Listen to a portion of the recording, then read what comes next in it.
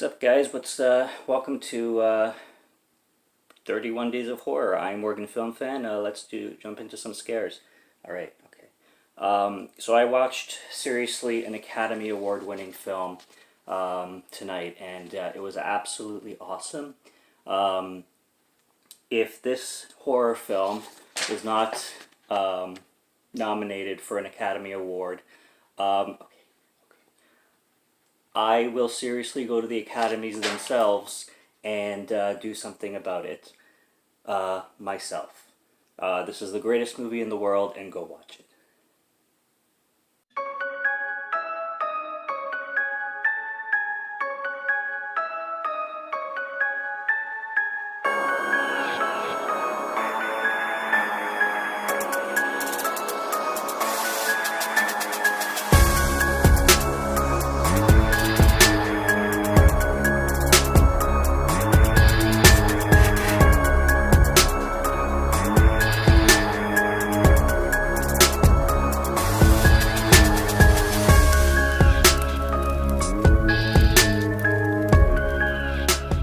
What's going on, guys? Welcome to 31 Days of Horror. I am Morgan Film Fan. Welcome to another day of scares. Don't worry, I got rid of that fucker. This is Killer Piñata, another film with killer insert an object into name. I discovered this more closer to the summer, but I have seen it streaming on services before. I just didn't want to watch it then because I thought this would be a perfect film to review on my 31 days, and usually I plan them ahead of time. So, with that being said, this is a low-budget film that, to my surprise, actually has quite a bit of soul to it, and it's very, there's a lot of heart put into it in the sense of, there's more put into it than you would think. There's a lot put into it. There's a lot of different things going on with it that I'll get a little bit more into, but story-wise, basically you start off with this store owner. She's an older Hispanic woman, and she walks into her store one morning to open up, and there's a dead employee there with a piñata laying beside her. Now, this woman does know what's going on, so she puts the piñata aside to make sure it's not sold. Lo and behold, it ends up being sold by a dumb employee to this father who is desperately looking for a piñata for his kid, but doesn't know which one to get. So he gets a bunch, including this killer one, and takes it home for his kid's birthday party. Now, the father and the mother and the child, after the birthday party, leave the house, they go on a trip somewhere. And the daughter, which they have, the older daughter, insists on staying home because she doesn't want to spend time with her family. She'd rather hang out with her friends. And her ex as well, for some reason. Not ex, but there's this guy in the picture that she's taking a break from. Regardless. She throws a party, and then all havoc ensues with this killer piñata. This film has a very, very low budget. It's so enjoyable, though. It's got a lot of gore, a lot of gross out scenes. There's two in particular. There's two SloMo scenes. One at the beginning during the birthday party where the kid is swinging at the piñata. And both scenes, there's these classical songs playing. And they are just ridiculous slow motion. Just over the top, with the operatic, classic music playing over it. And there's the one where the kid's swinging at the piñata, and you can tell the evil piñata is looking because he's all upset about, his friends being destroyed and stuff. And there's also a lot of scenes that involve the piñata using a stick against people. And basically, it often also goes around throwing poison candy around. And pretty much shitting it into people's mouths at certain times. The other scene that had that operatic music I was talking about is this really disgusting scene involving two people puking. And when I say puking, I mean puking buckets, unnatural amounts of puke, and they're slipping on it, and they're literally it's like a mud bath, but barf.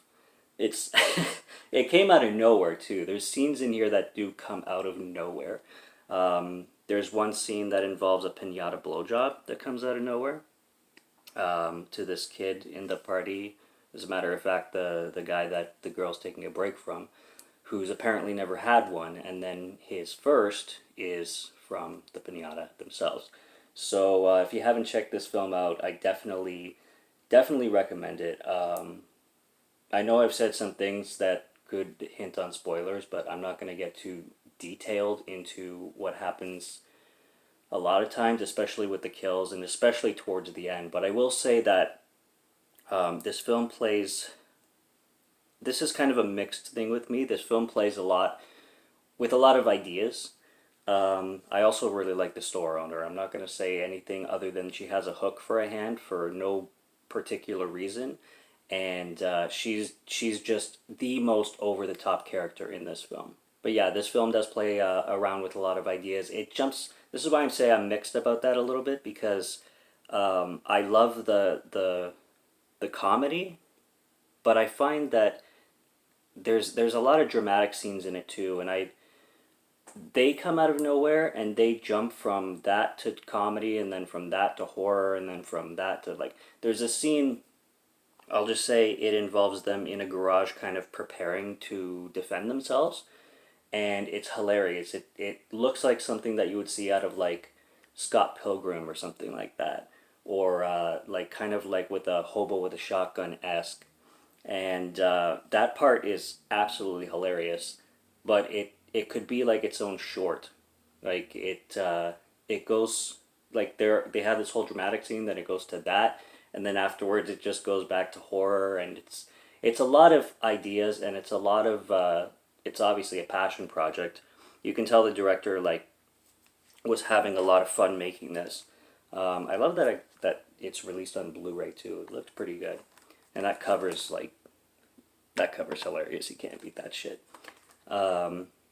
But yeah, the budget's low, but the budget is used really, really well.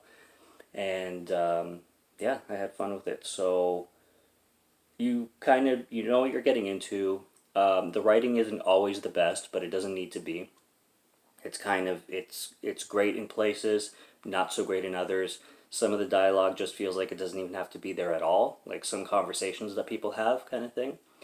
The girl's best friend, I think her name starts with an R. I'm blanking on it now because I'm really bad with names in general. But her best friend is basically the hornbag of the movie. She just wants to bang everybody.